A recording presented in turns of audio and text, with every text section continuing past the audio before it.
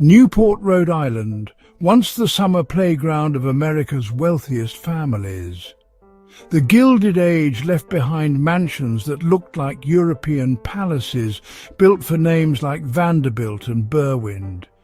But deep inside one of the grandest homes, the Elms, something lingers, not a baron, not a guest, a servant, still walking her post long after the estate fell silent. The Elms was completed in 1901, commissioned by Edward Julius Berwind, a coal magnate whose fortune rivaled the Carnegies. It boasted French Renaissance design, imported marble, electric lights decades ahead of most homes, and a staff of 40-plus servants living largely in secrecy behind walls and basement corridors.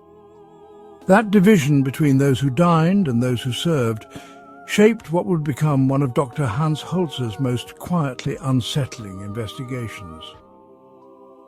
In 1961, Holzer was contacted by the Preservation Society of Newport County.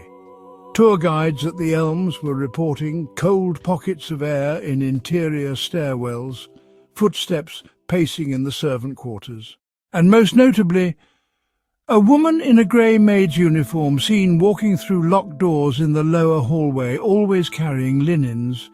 She never acknowledged the living. She simply walked and disappeared.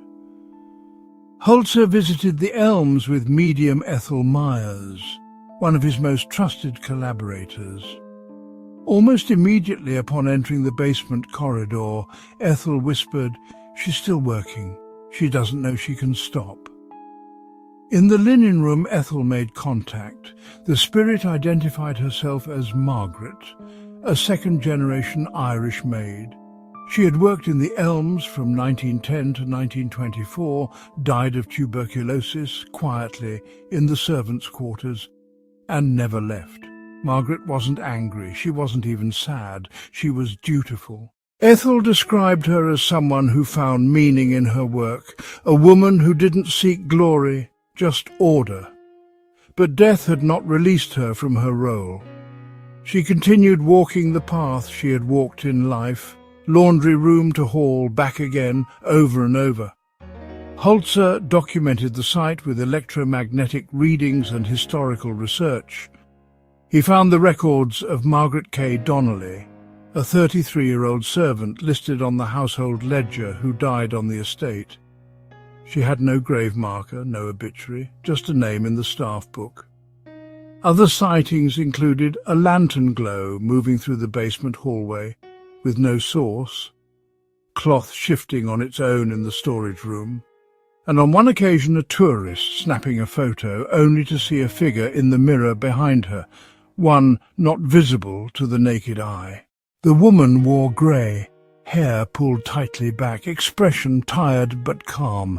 Holzer believed Margaret was a residual haunt bound not by trauma but by unfinished purpose. She never caused fear, only discomfort. Not because she was malevolent, but because she reminded everyone how the Gilded Age was built. On silent labour, in back rooms by people, history forgot. Holzer did not attempt to exorcise her. He instead recommended public acknowledgement, a permanent historical plaque honouring the servants of the Elms, especially Margaret. The request was quietly denied. To this day there is no sign, no marker, no memorial. But visitors still report footsteps, cloth moving, and the quiet hush of a woman too polite to interrupt. In a house built to display wealth, it's not the chandeliers that keep watch. It's the woman behind the curtain, still folding, still walking, still waiting to be seen.